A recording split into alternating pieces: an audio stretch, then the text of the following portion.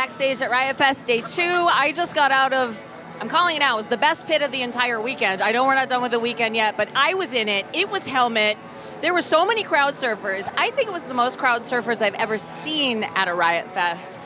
And it's my honor to welcome the one and only Paige Hamilton. Hi there. Hi, buddy. Hi, nice to see you. How was it? Oh my gosh, your first time playing Riot Fest. Finally. Yes, I know. Yeah, it was really fun. Really fun. Everybody's been so great today. Like the monitor guy was spot on. All the stage hands, everybody was really cool. So you sounded so good. Good. I mean, you always sound good, but you sounded so freaking good. Good. I didn't know if you were getting any energy from Jack White, who was watching you from side stage. I didn't see him, but we became friendly because Jack's label Third Man put out the Betty 30th anniversary special edition. So when we were playing Nashville, and before soundcheck, I went over to the label and met him. I had never met him before. He couldn't be cooler. He gave me a big hug. You know, first time I ever met him, he's like, you know, saw us like 3 times as a teenager in Detroit and stuff.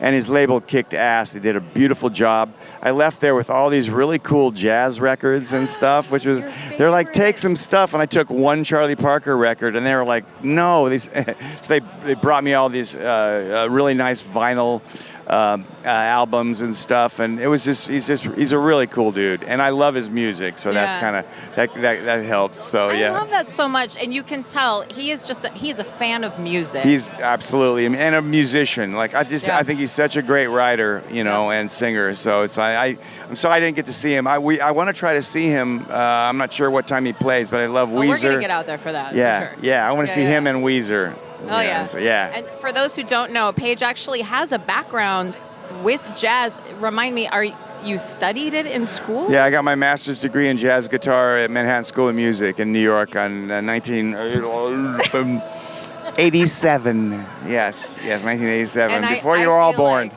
Like this album in particular, Betty, we really get kind of a taste of that love that you have inside. There's so many really unique, I don't want to say risks because that's not the right word, but so many unique choices that you made in this album more than others. It has been, I mean, I've loved this album forever. That's cool. It's funny. I'm not comparing myself to these two idols of mine, but Ray Davies and Paul Westerberg. Ray Davies from the Kinks, Paul Westerberg from the Replacements. I for some reason I've admired those guys so much, and I feel like they have a tendency, a propensity to shoot themselves in the foot when it comes to kind of commercial choices. Sure. And so we did the Meantime album, and I was like, so all of a sudden we had, I'd been meeting Gene Simmons and Tommy Lee and Nikki Sixx and Billy Idol, all these people that were like loved the album, and I thought, God, that's I had our friend Steve Albini, who we spoke about when he passed away. This kind of indie rock, our weird indie rock aesthetic, where I was like, oh, I don't want all these people to like the band. I'm going to do something weird and fucked up, messed up. And we just felt like, we could do what something that we were interested in. It's like, because we never considered ourselves a metal band or a hardcore band or a punk rock band or whatever. We kind of dabble, I guess, in all those genres, even though I'm fans of a lot of music from those genres. Mm-hmm. But I'm on my daily listening and my practice every day when I wake up is jazz music. That's what I play. And so I just thought Beautiful Love was a great choice for a song. I love the great pianist Bill Evans, who played with Miles Davis. And and John and Henry were on board. John Stanier and Henry Bogdan, my original rhythm section. And then Henry, I started talking to both the guys about writing, doing more writing. And Henry, is a really great, not just a great bass player, but a great drummer and guitarist.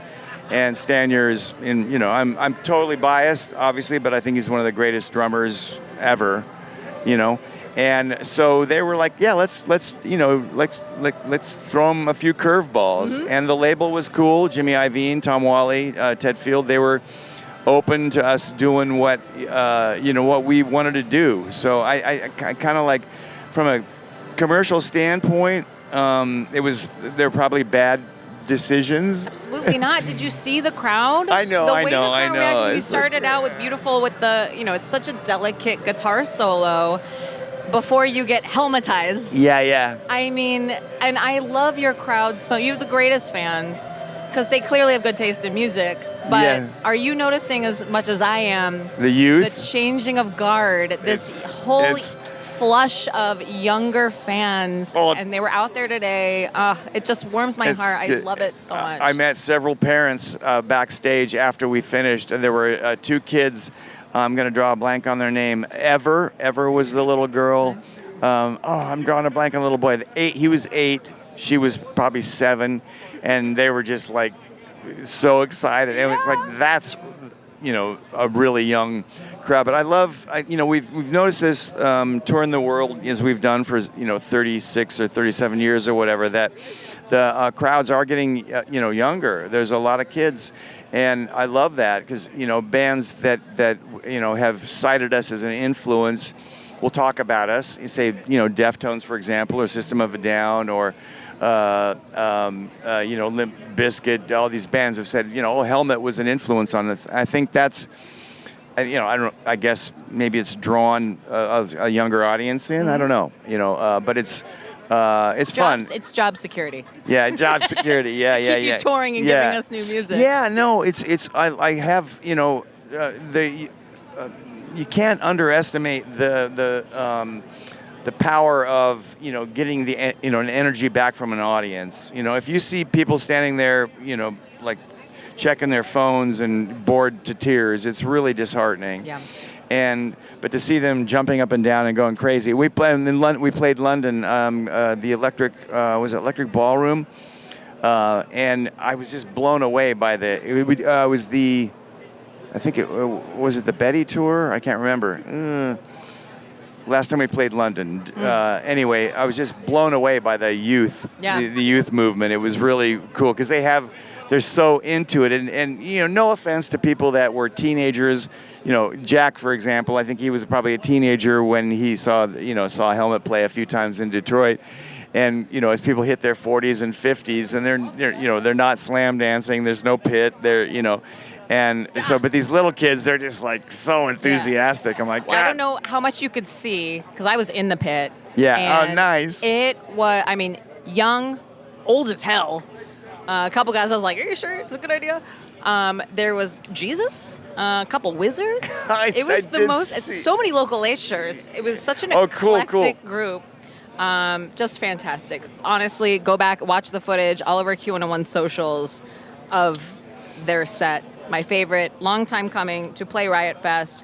And you mentioned the second to the last album play of Betty because it was 30 years technically last year. Yeah. What's that feel like to you? Is that sad? Are you ready to move on? No, it's not. It's not sad, but you don't want to beat a dead horse. Sure. We did a Meantime 20th anniversary tour. Mm-hmm. We did a Betty 20th anniversary tour, and then for some reason the Betty tour was just something people were really wanted. So.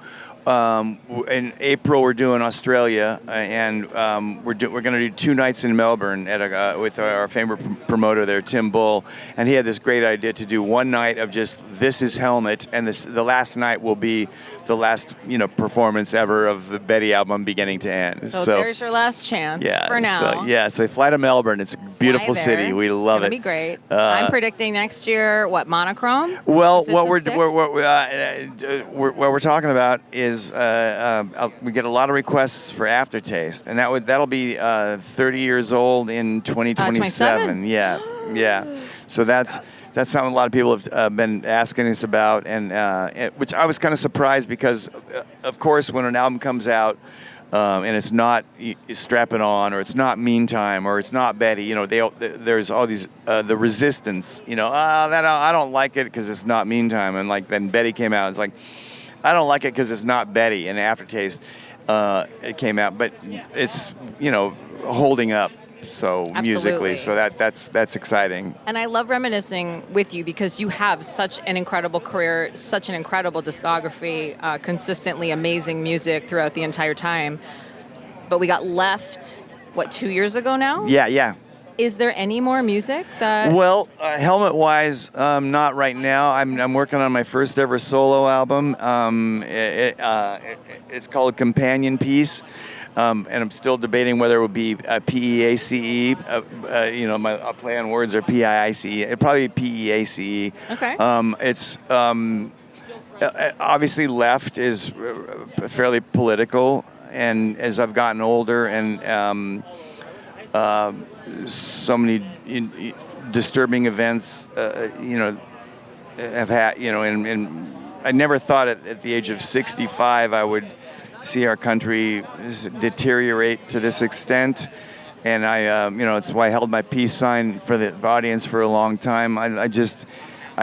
One of the greatest things about our country is the diversity, and I've always felt that. I've always known that. And I live in Los Angeles. It's 60% Hispanic, and so the solo album is a kind of a combination of a lot of stuff I've done on film soundtracks for a million years. I've played on the movie Heat and In Dreams and Titus, Across the Universe, Final Fantasy. I do sessions. And I work with a composer currently in Los Angeles, Patrick Kirst, who's a professor at USC, University of Southern California. And I've always had this kind of sort of alter ego to do this sound sculpting stuff with feedback and guitar feedback, kind of creating these soundscapes that are very non-guitaristic. And our label is so damn cool in Germany. Adele Ear Music. The president came to the Helmet Show in Hamburg, even though it wasn't an album on his label. When we did the Betty, he came to the Left tour, but he came to the Betty show with about 10 people from the label, kids I call them because they're about 20, and they're so supportive. And he said, "I want you to do whatever you want to do. Don't compromise." And I'm like, wow, how often do you hear that from a record label? So I'm really excited about this album.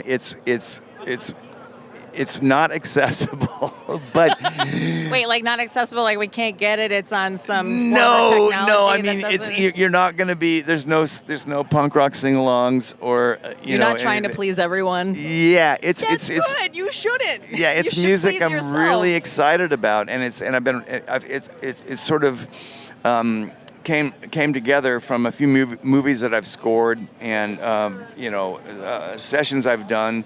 And Elliot Goldenthal, the great film composer, who I've been, fortunate to do many movies with, and all the movies I listed, for example, SWAT, Titus, In Dreams. His wife is Julie Taymor, who's created The Lion King on Broadway. They're these two geniuses. Like I love them. They're like my big brother and big sister.